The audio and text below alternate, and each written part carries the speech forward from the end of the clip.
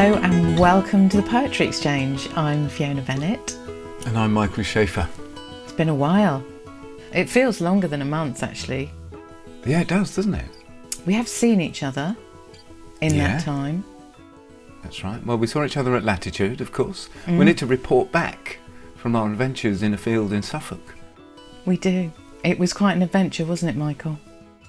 It was an adventure. We were in an enormous tent. They'd changed the names of the tents, so it was still the listening post, but it was in a huge tent this time. It was quite scary, wasn't it? Yeah, it was. It was a proper big space, and we, for various reasons, COVID being one of them inevitably, we found ourselves without any guests, and so we had slightly anticipated that might happen. So we had prepared, and we had half a dozen poems each that we'd carefully selected and that we read to our audience in the massive tent. I think it went down really well, Fee. Oh, it was incredible. It was an incredible experience to bring the poetry to Latitude. It was a sort of medley of poetry. Mostly of poems that had been brought to us through this process of asking people about a poem that's been a friend to them. So we were sort of passing on the friendship. Which was very warmly received by the good people of Latitude. It was really, really special.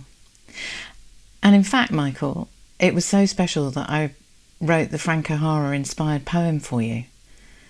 And I know that you're probably not going to want me to do this, but I thought I might just read it to you. Oh, Fiona. So it's your wonderful work, so yeah, that would be amazing. Well, I'm going to read it to you. You're going to blush, but that's okay because nobody can see you. Okay. Reading poems with you for Michael after Frank O'Hara. Reading poems with you is even more fun than going to New York, Mexico, Fire Island, Cuba or Toronto, or being sick to my stomach on Ocean Avenue in Santa Monica.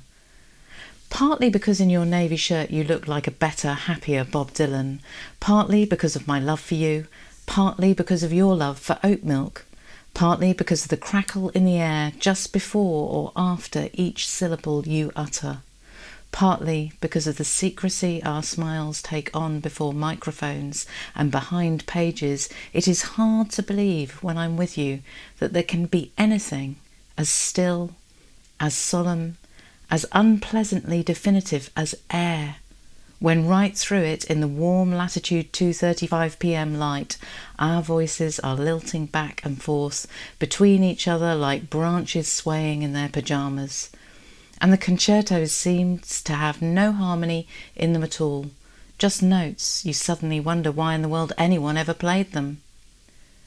I listen to you, and I would rather listen to you than all the actors in the world, except possibly for Mark Ruffalo occasionally.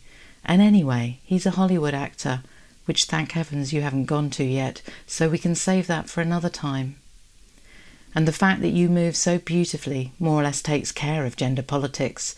Just as at home I never think of Tracy Emin's You Came For Me at Night, or at a rehearsal a single line of Pinter or Beckett that used to wow me. And what good does all the research of the postmodernists do them when they never got the right gestus when the caretaker came into the kitchen? Or, for that matter, Robert De Niro when he didn't pick the drink as carefully as the bar stool? It seems they were all cheated of some marvellous listening, which is not going to go wasted on me, which is why I'm writing this poem about it. Ah, Fee. Wow. That's just amazing. It's just amazing. And if anyone's sort of slightly confused at all, I would recommend that you go and find Having a Coke With You by Frank O'Hara. It was one of his lunch poems. It was in the collection Lunch Poems. And it's a poem that I enjoy reading. And it was one of the poems that I read at Latitude this year. And so, yeah, to have that. Is there a proper word for what you've done there, Fee? Oh, using someone's poem as a basis for your own and adapting somebody else's poem. I think they're probably. Fiona's done the most extraordinary job Yeah. there. Well, no, I haven't really. I've just completely lent on Frank O'Hara unashamedly, and that's really the point of it. Is the celebration of you and Frank O'Hara. But sometimes people will write this kind of poem in a more jumped off way. This is very much a full template used. So Yeah. it is really, I think the word for this is cheating, actually, Michael. But that's the technical word for what I did there. But No, but I was nonetheless, very, very moved by that, Fee. That was absolutely, when I got this through the post, and when I opened it and read it, I was really, really moved by it, and I am blushing now. So thank you so much, Fiona. That's really beautiful. Well, it's nice to be able to mark a moment when it's an extraordinary moment, and it was extraordinary to read poems with you at Latitude. So we've got. It was with you, yeah. We've got lots going on to get on with here. We've got this amazing episode to bring, haven't we? Yep, we have indeed. An amazing episode, an extraordinary poem, and an extraordinary woman that brought it to us. Should we just dive in, Fee? I think that's probably a really great idea. So you're going to be listening to myself and Fiona talking about Eve Remembering by Toni Morrison, the poem that's been a friend to Maria.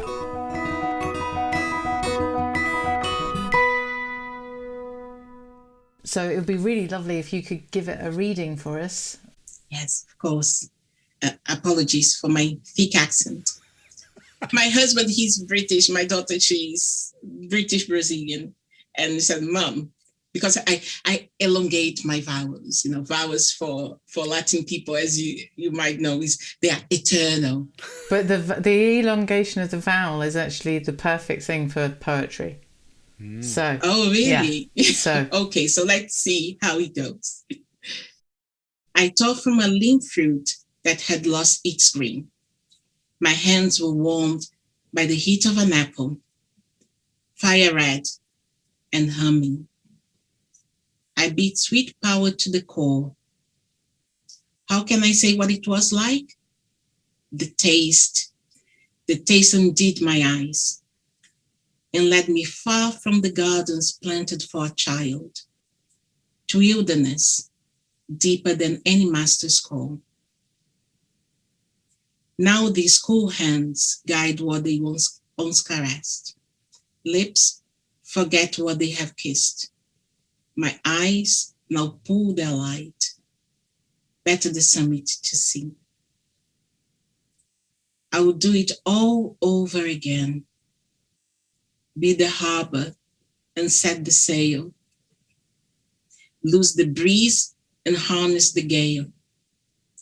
Cherish the harvest of what I have been.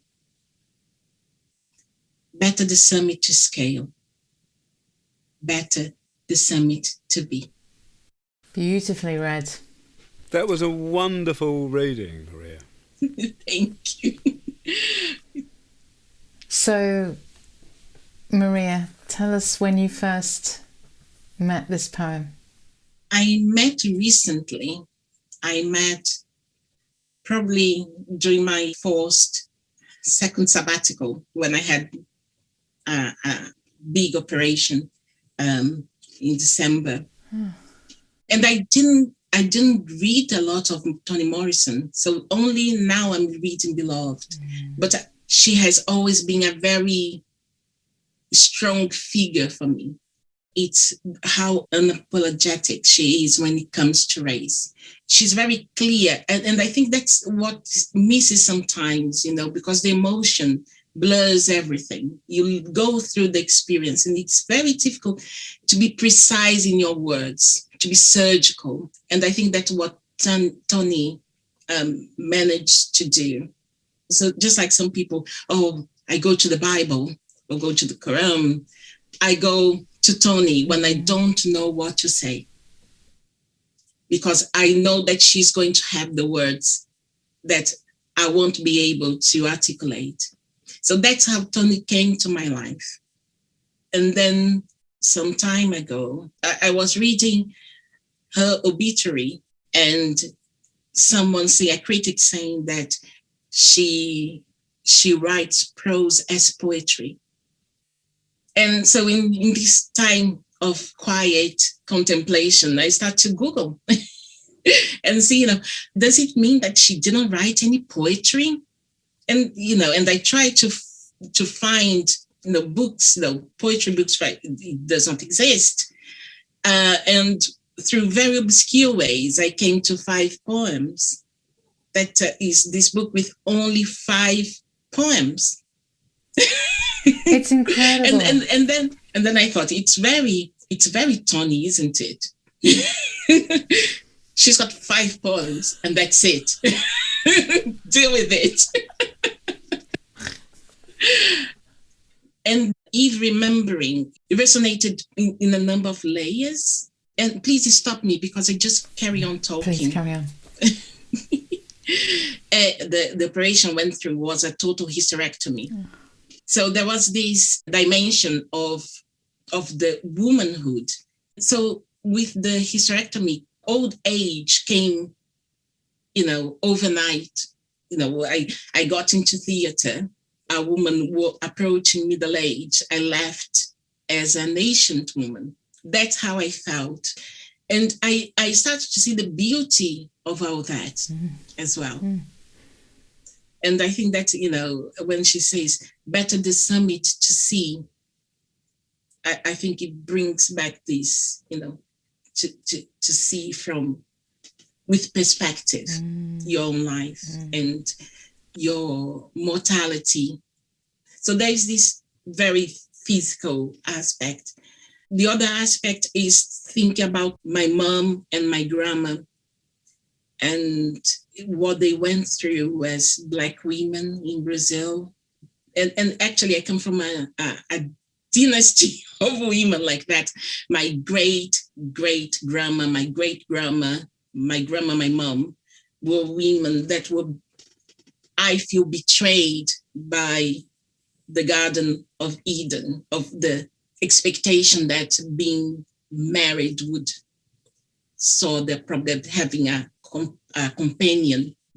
So, and instead of living the lie or being defeated by the idea that the garden didn't exist, they went into the wilderness as well. So I think that that's one of the many dimensions. And I think that the other two, how do you call it? Stanzas? Stanza, yeah. They continue this. And I think that the third one is the one that I think is, I need to help myself not to cry again because otherwise it gets a bit silly. I'll do it all over again. So there I see my mom that she's a psychotherapist. And this woman full of energy, but that became a full-time carer for my grandma and all the decay that is Brazil right now. But up to today, she says, I'll do it all over again. And there is a Brazilian song that she sings, that basically would translate like, I'll do it all over again if it was needed, my beloved. So, and that's what she sings to me, and she sings to my sister. And so this start is very strong. And this duality, we be the harbor and set the sail. How extraordinary that there's this actual word for word connection with what Toni set down and what your mum is living, that spirit of resilience, endurance, vision.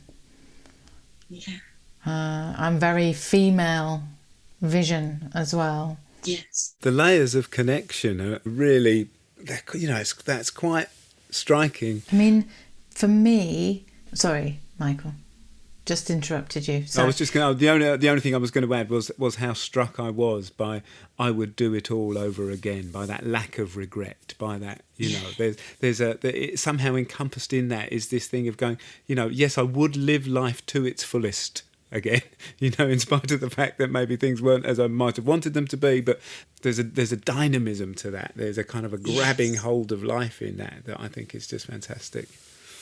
I mean, what I'm getting from your connection to it, Maria, is the tremendous power of Toni Morrison choosing to kind of rewrite this story.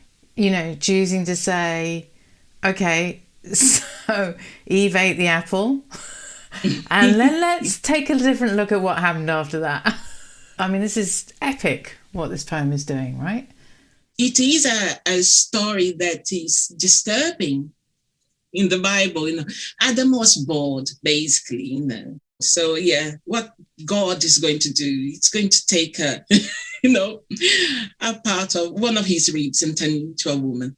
It is so demeaning. It's a universal character of the woman experience. The other line that really kind of is this, I bit sweet power to the core. To the core. What a line. Yeah. I kind of know what that is.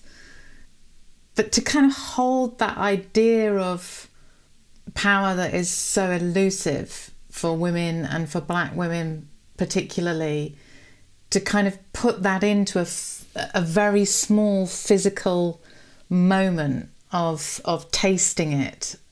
Yeah, and even the words she's chosen to express it, it was just like it was hitting me, you know.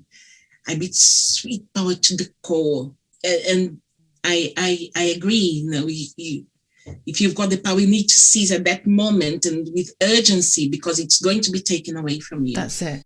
It's that need to hold it right there, you know. And Toni Morrison, that express, you know, your beautiful description of her and her clarity in her work. Yes, and I think she epitomizes excellence, period. It's not black excellence, it's not woman excellence. No, she epitomizes, just like some very few other people, she epitomizes excellence. I think there's something of that idea of excellence. It sort of actually feels like that's in the poem, with this idea of the summit. You know, better the summit to scale, better the summit to be. Yeah. I was very struck. You reread this line, be the harbour and set the sail, loose the breeze and harness the gale. What is it for you? I think that once again, there are so many layers, isn't it? It's the big onion. So I think that immediately it's, you know, it's the creation, it's the creative process, isn't it? You nurture it, and you know, and then you release it. There is this flux of creation, isn't it? That obviously is connected with human creation as well. The womb that is the hub and then squeezes and pushes out its creation. Now, Toni being Toni, I don't think that she would talk only about giving birth. No. I think it's about creation in a wider scale. And the danger that you put yourself, that you know, you necessarily is stepping outside your comfort zone. You've got the breeze, and then you harness the gale. You know, you not only expose yourself, but you take command and you harness it to make it work for you. It's very powerful. For me, it's a bit of this iterative process that all of us go through in our occupations as well. I hadn't understood that in that way, Maria. You've really opened that completely up for me now, that last stanza. That's brilliant. Thank you. I think you have. And I think everything that you say then lands into that next line, cherish the harvest. Exactly. So I just, as you do that, as you kind of open this onion for us so beautifully and so powerfully, I just want to ask a little bit more about the relationship of poetry in your life. Just a little bit more about that and your mum. And yes, so my mom, she's an occupational therapist and psychotherapist. My dad, he was a teacher, maths teacher, and he went through a revelation to many people, surprisingly, when I was 5 years old. So he decided to leave that life behind, to become an actor, and then he became a drama teacher. And that's the first time I'm talking about that. So I was not expecting to, but he opened up as gay. Okay. Oh my gosh! Wow. And as you can imagine, they were very much, what you would expect of Black couple excellence, and my mom oblivious of all that. And I always knew. And my mom said that my response when she said that they were divorcing, I was a very strange child. I was always doing my experiments, with anything I would find. And then I told her, I thought it would be a possibility. But he was a gay man. And the fact that my mom never mentioned this. And so that's one thing, it does not define, but I think it brings a bit of the experiences. And these are things we don't talk enough about. And I think that, we should, because we reached a point today that life is so much more open and allows these many experiences and possibilities in the human life that we didn't, that these people, they didn't have the privilege of experiencing it without a huge amount of guilty shame for all involved. And much later in life, talking to my mom, my great grandma, my mom's grandma, she went through the same. So imagine in 1930s. So I think that a lot of the way I see life is, because of the privilege of knowing the hardship of these experiences. But joy, art, education, literature was always there for, and I don't know why, because they were very deprived. There was a lot of financial hardship, but there was this obsession with education and reading and arts. So that's how I came about. And I remember that when I turned 8, my dad's big present was a poem that was called My 8 Years, from a very famous Brazilian poet. Okay. What I felt as well is that because of the way things were, I was exposed to a lot of classic Brazilian literature made by white men, not so much, and some white women. And now we've got, a lot of Black Brazilian women just coming out. Unfortunately, the translation to English is still a bit slow. Otherwise, I think I would pay homage and choose one of those. Yeah, okay. I think that poetry was always there. My mom, in her advices and her cuddles, always reciting poetry. So it was there. Yeah. But I thought that I had so many emotions inside me that I didn't know exactly how to manage, that it was easy for me to be the straight, scientific, pragmatic one. Gosh, Maria, it's extraordinary to hear your story. From what you've been saying, I get a sense that that's one of the things that poetry does for you, is it helps you to articulate things. Is that how it is for you? I mean, we always ask this question, if this poem were a friend, what sort of a friend would it be? Yeah, definitely a friend, and that no-nonsense friend that would tell you as it is, and that would give you more than you realize at the moment. I think that we all have friends like this, isn't it? That say things that don't sit in our comfort zone, but or make us remember things, or analyze things that at that moment we want to put under the carpet. But I think that's the no-nonsense one. The one that's going to tell what you need to listen to, even if you don't want to. And I'm incredibly grateful to this poem. Toni Morrison, Eve Remembering. I tore from a limb fruit that had lost its green. My hands were warmed by the heat of an apple, fire red and humming. I bit sweet power to the core. How can I say what it was like? The taste undid my eyes and led me far from the gardens planted for a child, to wildernesses deeper than any master's call. Now these cool hands guide what they once caressed. Lips forget what they have kissed. My eyes now pull their light, better the summit to see. I would do it all over again. Be the harbour and set the sail.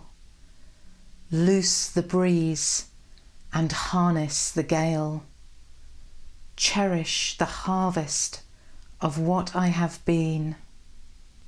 Better the summit to scale. Better the summit to be.